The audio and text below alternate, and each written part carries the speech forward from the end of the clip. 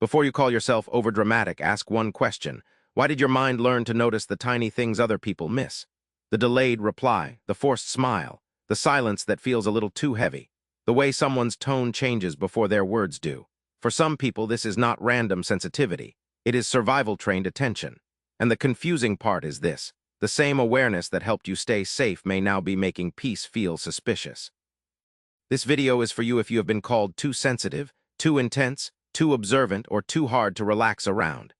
We are talking about traumatic intelligence, not as a clinical label, and not as proof that trauma makes someone better than anyone else. A more careful way to say it is this. Chronic stress, emotional neglect, instability, or repeated pain can train the brain to become extremely alert to threat, mood, and relational patterns. Trauma can sharpen threat detection, but it can also exhaust the nervous system and distort perception. So the goal is not to glorify pain. The goal is to understand what your awareness has been doing for you, what it has been costing you, and how it can slowly shift from scanning for danger to choosing safer relationships. The first sign is that you notice emotional temperature before anyone names it. You walk into a room and your body collects information instantly. Who is avoiding eye contact, whose laugh sounds forced, who is speaking too carefully, who has gone quiet. Other people may still be relaxed, but inside you the room already has a weather report. This can look like intuition, and sometimes it is accurate, but it often began as adaptation.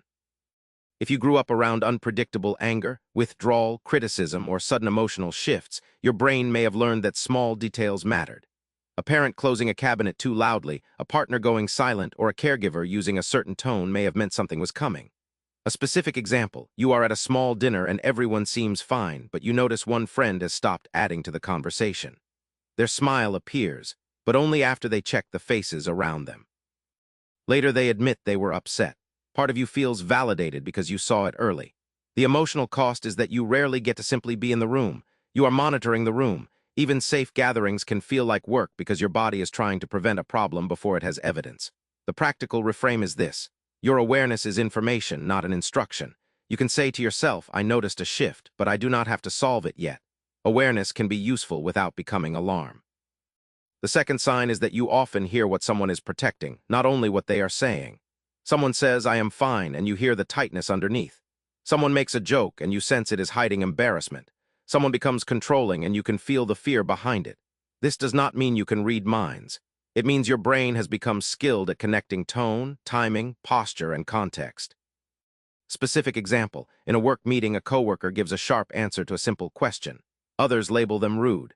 You notice their shoulders are tense, their voice gets faster when deadlines come up, and they keep checking the manager's reaction. You may understand that the sharpness is probably anxiety wearing a hard shell.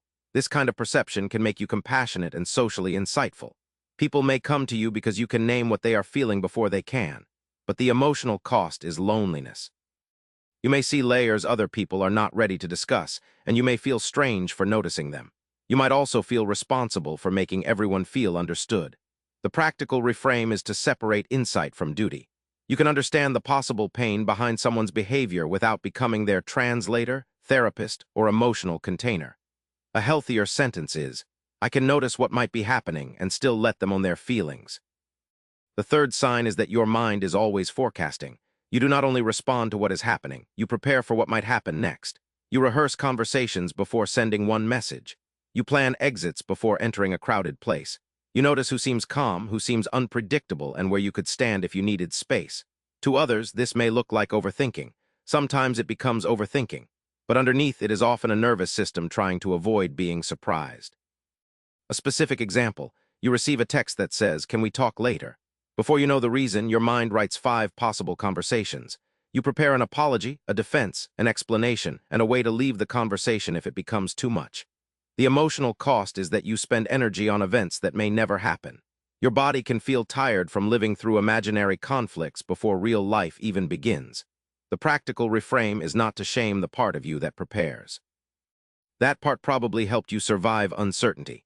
Instead, give it a smaller job. Ask, what is one reasonable step I can take now? Maybe that step is asking for context, waiting for more information, or reminding yourself that uncertainty is uncomfortable but not automatically dangerous.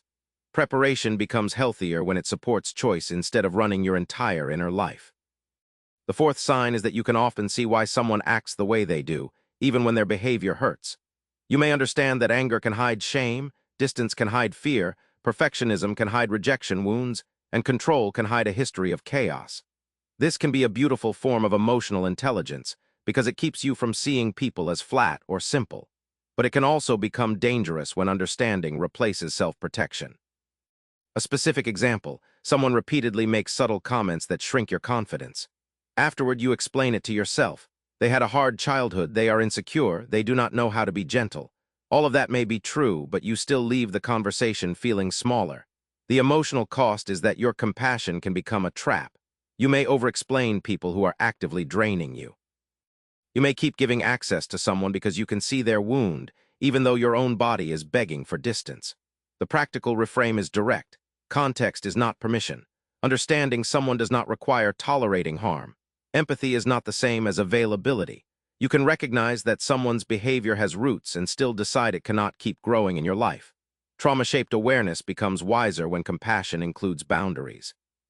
The fifth sign is that you may notice things accurately and still doubt your right to trust what you noticed. You sense the contradiction, you feel the shift, you catch the pattern.